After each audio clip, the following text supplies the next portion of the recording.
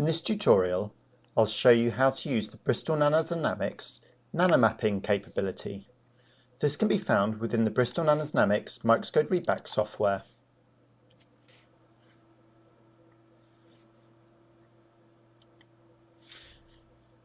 We'll load up a file as described in previous tutorials by dragging in the .hsafm file into the playback window.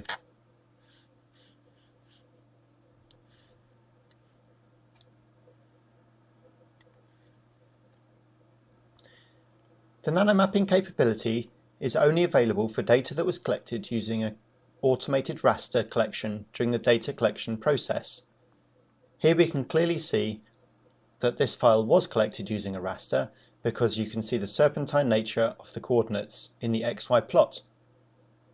This particular dataset is 100 coordinates in a 10 by 10 raster, and we're interested in measuring the spatial and statistical values of the dimensions of these silicon pillars, which are about 100 nanometers high. The nanomapping capability can be found within the Services tab under Show Nanomapping. If this is grayed out, it means that the file that you're trying to use was not collected using an automated raster. We'll open this now, and you'll see that two windows appear: a nanomapping window and a threshold plot. It's important to note that the data that's processed in the nanomapping application is taken from the frame plot window. Thereby it is using the resolution and all of the flattening methods that are defined within the plot and lateral resolution tab. Here we're trying to measure the dimensions of these pillars, and so a median of difference with a 2D plane subtraction are suitable. These settings will be highly dependent on the sample and the measurement of interest. In the threshold plot, you should be able to see some white and some dark structures. If you cannot see this, this could indicate that the software install process was not completed successfully. In this situation, please contact Bristol Nano Dynamics. First, we have to teach the nanomapping software what type of structures we would like to measure. Here we're interested in measuring the lateral dimensions of positive features, so we've selected positive features. This can be toggled to negative features. This may be of use for structures such as cavities or pores in a surface. The next button down selects whether you are using a global or a local threshold to identify structures of interest. I'm going to leave it on global for now to talk you through the two controls below. The first one I'm going to talk about is this threshold value. This is a multiplier to the standard deviation above which a pixel is considered part of an object of interest. For example, in the situation here, I have set the threshold to 1.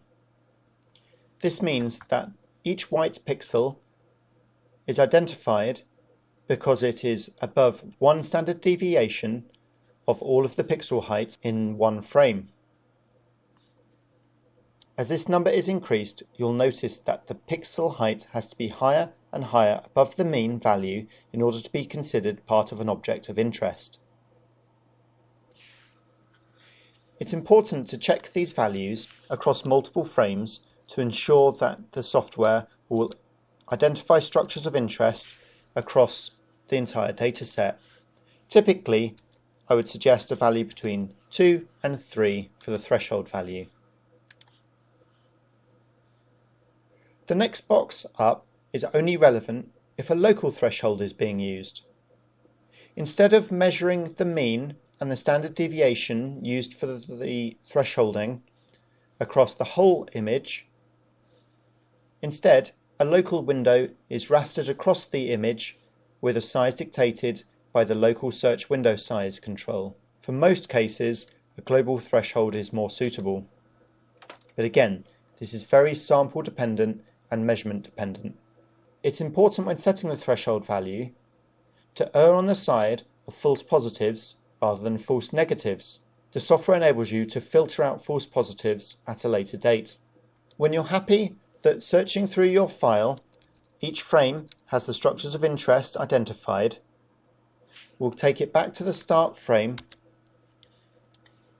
and click Analysis.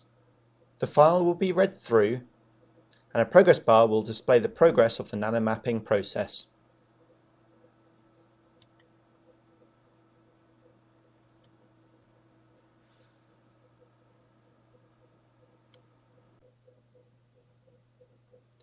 Once complete, you'll notice that the heat map has replaced the threshold image and that the Analysis tab has been moved to in the Nanomapping window. There are two tabs in the Nanomapping window: Feature and Frame. We'll start with describing the Frame tab. The Frame tab enables frame-wide properties to be mapped spatially, as well as the statistical value to be plotted in the histogram below. These are the same properties that can be found in the information service for each frame, and they're typically measurements of surface roughness attached to each frame. I'll briefly describe what they are. The max minus min z is the total height range in a frame. The max minus mean z is the maximum pixel height in any frame minus the mean value of that frame. The min minus mean is the minimum pixel height minus the mean pixel height for each frame.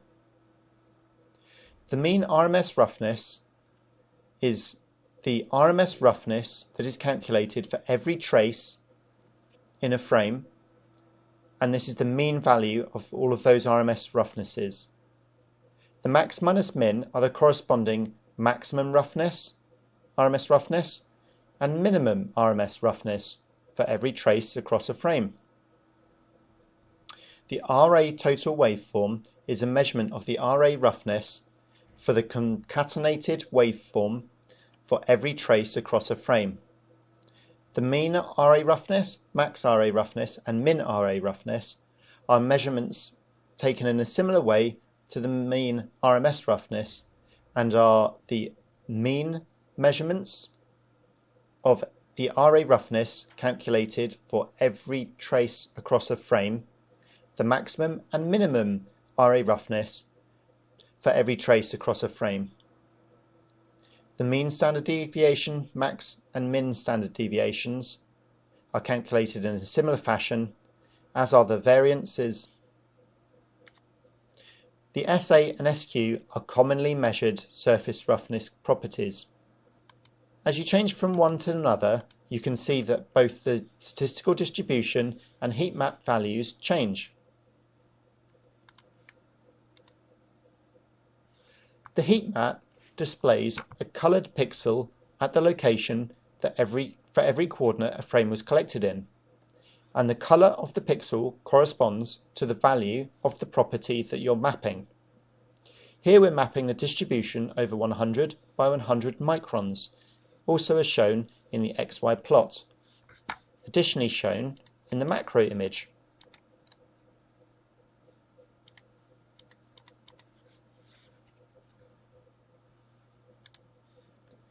The slider enables you to look at regions with very low contrast in the heat map, cropping the values at either the high end or the low end.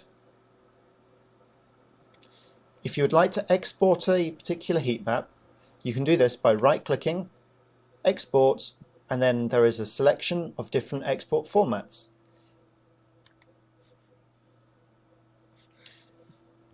As with when you were exporting a frame in a previous tutorial, this can be found in the Single Frames folder.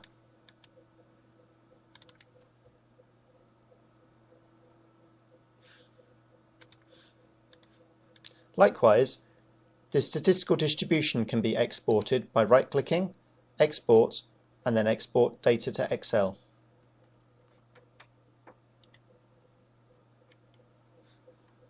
Now let's look at the Feature tab. The Feature tab gives the spatial distribution in the heat map and the statistical distribution in the histogram below for a wide variety of measured properties for all of the objects that have been identified in every coordinate in a file. The properties that can be mapped are the x and y coordinates of the location of the center of mass of each object within each frame, the area of every object that has been identified in square nanometers, the width and height of a bounding rectangle for each object. For each object, an ellipse is fitted, and the major and minor axis, along with the elongation and orientation of the ellipse, can be mapped. In this example, I'll show how the minor axis of an ellipse fitted to every object can be plotted. You'll notice that the statistical distribution histogram is updated when the property is changed. The measurement of property to plot dictates how the color is selected for each coordinate that a frame has been collected on in the heat map. Here we're interested in mapping the mean value for all of the measurements of the particular property at a particular location. We may also be interested in, for example, the total area covered in the pillars as a function of location. I'll move back to the mean minor axis for now. You can increase the resolution of the histogram by changing the value in the interval control. And here is the number of features that have been identified. Across the 100 coordinates, 2,519 objects have been identified. However, if you remember from the thresholding process, we erred on the side of false positives.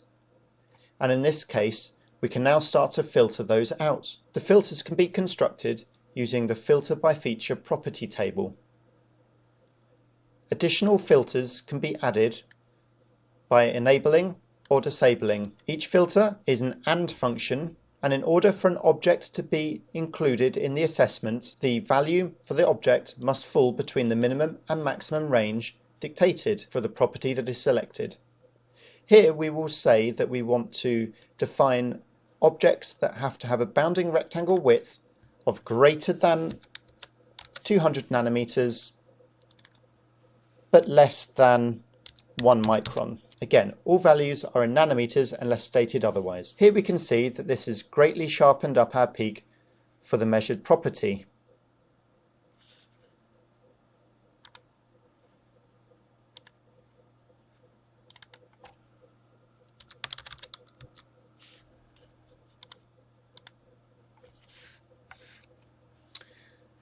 So we can see here that the Nanomapping software has identified that an ellipse fitted to every object has a mean minor axis value of about 370 nanometers. It is always good to double check this value against some frames.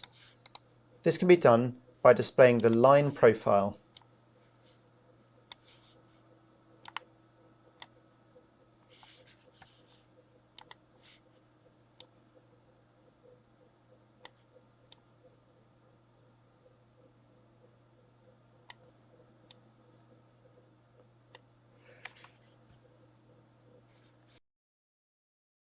So for this particular pillar, we're measuring the width at 371 nanometers.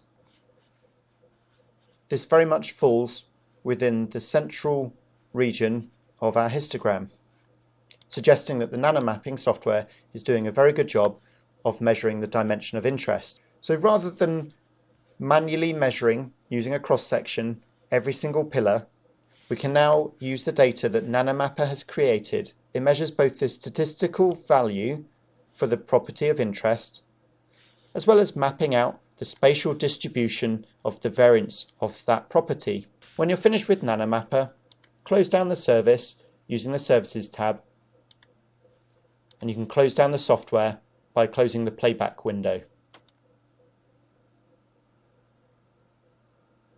This tutorial has showed you how to use the Nanomapping capability within the Bristol Nano Dynamics readback application.